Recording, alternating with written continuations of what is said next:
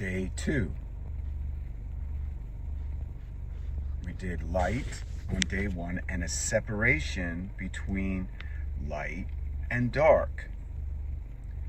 God puts a barrier, a wall, or some kind of very strong, supportive division between light and dark.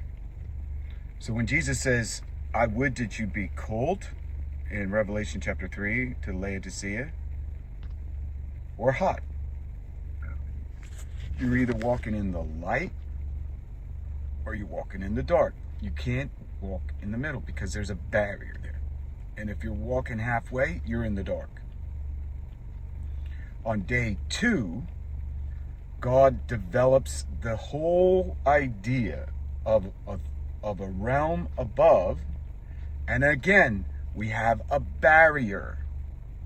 We can't go up there physically. We could go up there like John on the Isle of Patmos. He was taken up in his spirit. And he saw heaven with his own eyes. He saw the whole structure.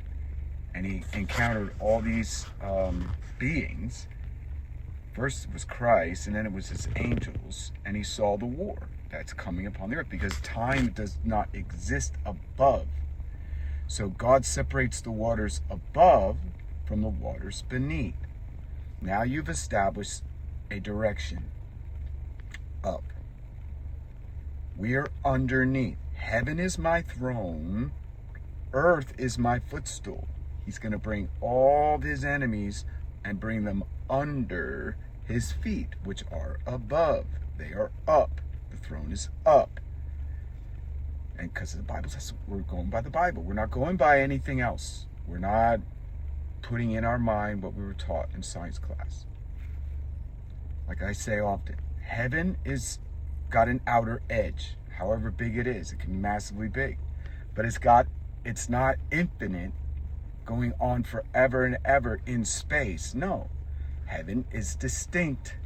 It's a place. And the throne is a place. And then you have earth. It's distinct. It's got an outer edge, because Jesus says take the gospel to the ends of the earth. That means there's an end. There's an outer edge where humans can live within, right? There's a face on the earth. Just like there was a face on these waters before God said, let there be light. Now you can see.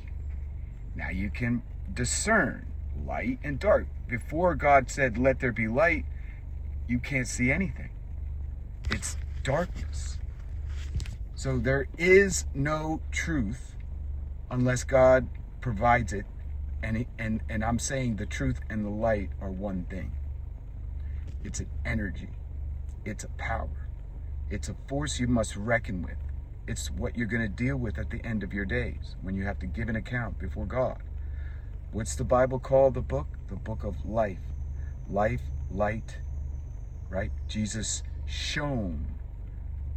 It says, like in the Shroud of Turin, that it was a spark of incredible energy, like atomic or nuclear energy. When Jesus rose again, he was wrapped in all these clothes, but when his body resurrected, there was energy. And the amazing thing is, every wound is healed.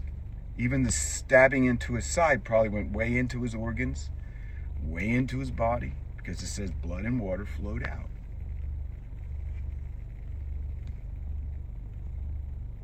So how can you have 3-day healing unless there's incredible heavenly energy that's orchestrating the resurrection of a body buried in a tomb above ground,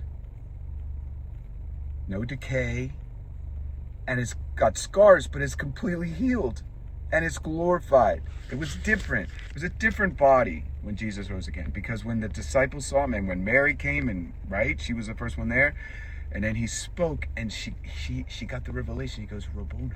She thought it was a gardener. He was mysterious, walked through walls.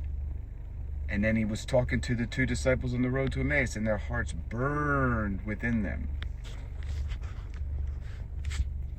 That is the light And the firmament separates us from the perfection of the light and all the muddled, dark and light stuff going on the surface of the earth. And these waters that we are part of nourish us and sustain us, because we cannot live without water.